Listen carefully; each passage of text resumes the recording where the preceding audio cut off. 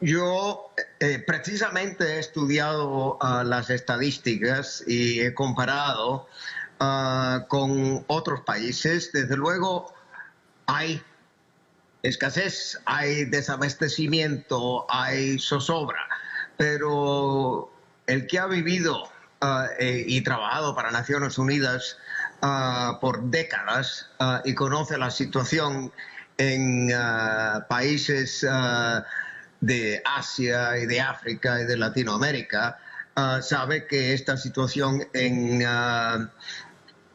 Venezuela no llega a ser una crisis humanitaria.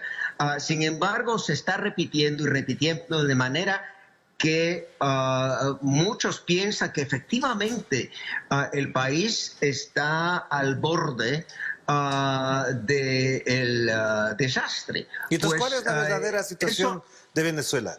De acuerdo a lo que usted trabajó para el informe de las Naciones Unidas, ¿cuál es el diagnóstico de Venezuela entonces?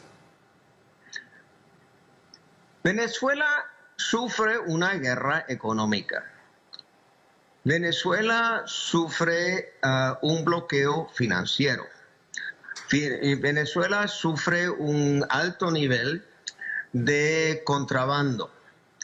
Y desde luego Venezuela necesita la solidaridad internacional para resolver estos problemas. Primero que nada, hay que terminar la guerra económica. Hay que levantar las sanciones, porque precisamente esas sanciones están empeorando la situación de desabastecimiento y están empeorando la situación sobre todo en el campo de las medicinas.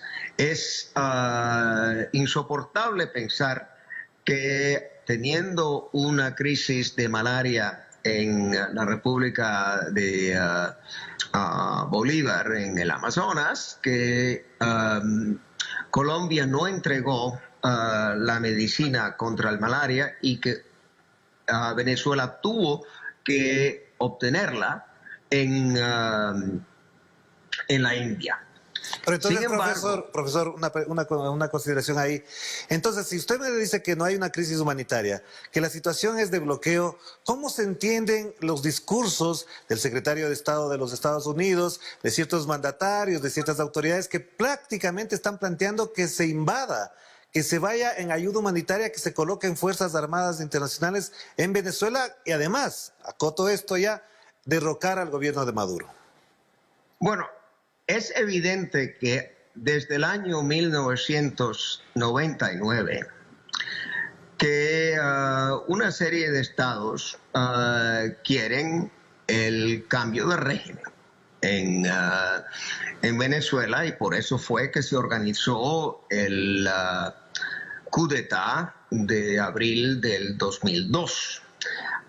Ese deseo de destruir la revolución bolivariana y de abrogar todas las leyes sociales que se adoptaron durante los años de Chávez y de Maduro. Ese propósito existe y ese propósito es lo que explica que se usa cualquier argumento, aunque el argumento no sea válido, para impulsar la idea de regime change. Esta idea, desde luego, es violatoria del capítulo 4, artículo 19 de la Carta de la Organización de los Estados Americanos, es violatoria de la Carta de las Naciones Unidas, artículos 1 y 2, es también violatoria de numerosas resoluciones de la Asamblea General, como la 2625 y la 3314. Es cualquier injerencia, no solo militar, cualquier injerencia económica en los asuntos internos de un Estado es contraria Pero en estas derecho circunstancias también, internacional. doctor, el tema pasa porque en este proceso, después de que terminó la violencia, después de que se constituyó la Asamblea Constituyente, valga la redundancia, hay un proceso de diálogo con la oposición. Y ese proceso de diálogo ha sido incluso silenciado por los medios de comunicación y últimamente incluso ciertos actos de sabotaje en la misma ciudad de Caracas por parte de grupos opositores, es de suponer, no son visibilizados. Entonces, ni diálogo, ni lo que se está haciendo al interior contra la ciudadanía venezolana se visibiliza en el exterior. Entonces, ¿cómo consolidar, cómo constituir, cómo elaborar y configurar una idea real de lo que pasa en Venezuela? Como le digo, tiene usted que ir a los medios alternativos en el Internet, porque efectivamente el mainstream media no está interesado en diseminar una imagen completa Ya. de la situación en Venezuela. Y por ejemplo, usted me está entrevistando ahora. Yo creo que como antiguo alto funcionario de Naciones Unidas, yo era el secretario del Comité de Derechos Humanos, yo era el jefe del Departamento de Quejas de la Oficina del Alto Comisionado antes de ser experto independiente. Cuando yo me pronuncio sobre algo que no sea Venezuela, por lo general, el BBC y el New York Times lo recogen, lo diseminan, etcétera.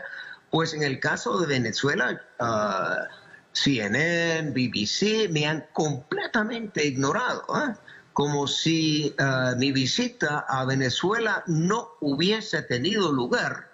Y por eso es que quien quiere entrevistarme, Telesur, RT, Sputnik, pero es una forma de manipulación de la opinión pública cuando ni siquiera se informa que un relator especial de Naciones Unidas ha sido invitado a Venezuela y que va próximamente a presentar un informe.